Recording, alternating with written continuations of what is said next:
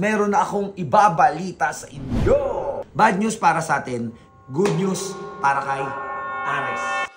May gusto lang ako sabihin about kay Ares. Ako na mismo nag-decide na si Ares is i-give up ko dito sa bahay. Anytime soon, hindi na natin siya makita na kasama dito sa bahay.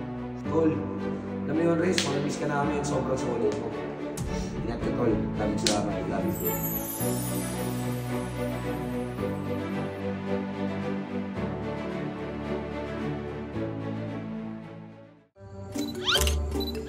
Ano yung soup? Pogi ko, oh? Chicks. Chicks na chicks ah. Yo, what's up sa inyo guys? Meron na akong ibabalita sa inyo. Oy. Bad news. Oy. Bad news para sa atin, good news para kay Ares. Ayun o.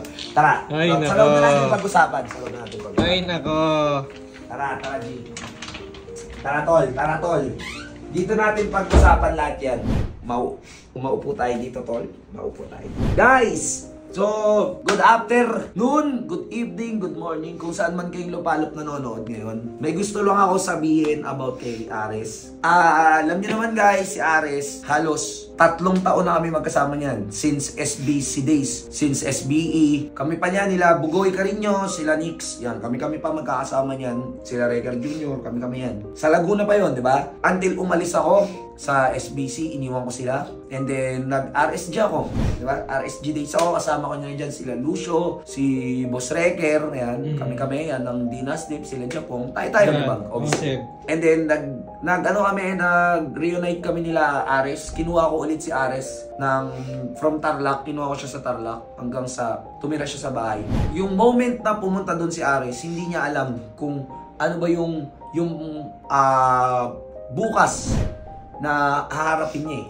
Hindi niya alam kung ano yung mangyayari sa kanya under sa pangalan mo. And may future niya sa yung future niya. And yung time na yon, yung career ko, paano na rin eh, palilo na rin eh, pawala na eh. Kumbaga, palaos. Yun, palaos yung career ko noon. But, si Ares, sobrang nagtiwala talaga sa akin ng matindi. Marami kaming pinagdaanan, even off-cam, mga pag-aaway, mga hindi pagkakaintindihan.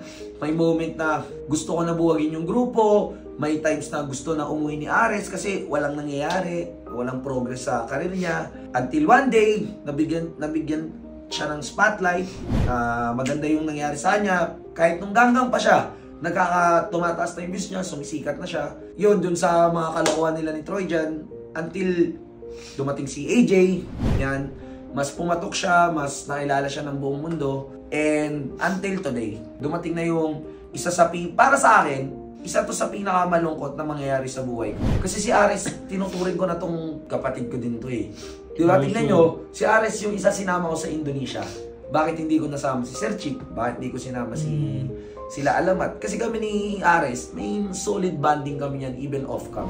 Kahit puro kami kalokohan on-cam nito, kahit minsan may mga pagkakataon talaga na hindi kami nagkakanoan, pero masasabi kong solid bodies kami ni Ares. And ito na yung isa sa pinaka-kinakatakutan ko or kinalulungkot ko. But I think good news pa rin naman to para sa karir ni Ares. So, ayun guys, ako na mismo yung nag-decide. And syempre, decision pa rin yun ni Ares. Ako na mismo nag-decide na si Ares is i-give up ko dito sa bahay. So, kailangan kong i-give up dito. Why? Bakit? Just to save his career. Kasi napansin ko this past few months na yung career ni Ares is dumilaylo, especially pagdating sa viewership. Mahal talaga si Ares ng mga tao pagdating sa JRES, pagdating sa AJ.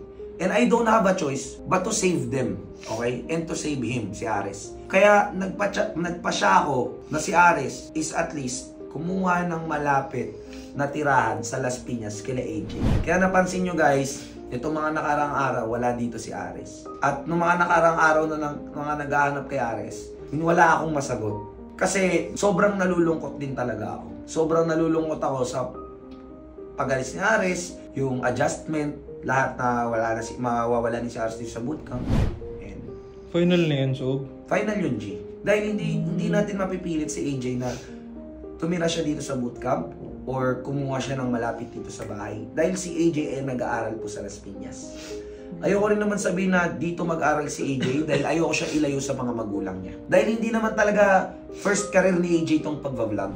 Dumating na lang tong opportunity na to dahil yung boyfriend ni AJ vlogger. Okay? Until naging mag-ex, hanggang sa nagkabalikan, nagka-break, nagkabalikan. Si Ares pa rin yung kasama niya. Vlogger. So si AJ nag-adjust siya maging vlogger. And ako, para i-save yung career ni Ares at malakas talaga yung J-Res, sinabi ko na lang na, Ares, kailangan natin gumawa ng way para bumalik yung views mo, kumita ka ulit, makapagpadala ka, and at the same time, makapag-ipon ka para sa tuition mo. At hindi lang yun, pinag-aaral pa niya yung kapatid niya. Nagpapadala siya sa nanay niya, nagpapadala siya sa lolo't lola niya. Until wala na natitira sa kanya eh. Yun yung wala natitira sa kanya. Kaya sabi ko, parang kahit paano makapag-ipon-ipon siya, sumama na siya kay AJ.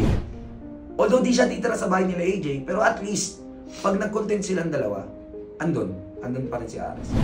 Tol, alam mo yun, Rez, mamimiss ka namin, sobrang solid mo. Sobrang solid. Subala ko nila, biro lang, Sob.